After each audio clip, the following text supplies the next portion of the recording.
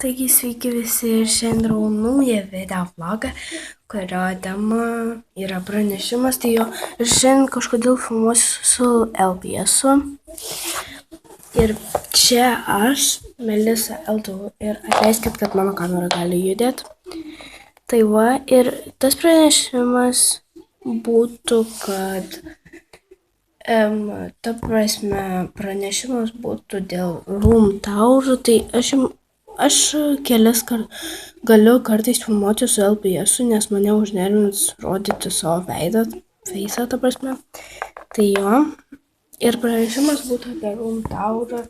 Taip, kitą savaitę turbūt darysiu Room Tower arba šiandien.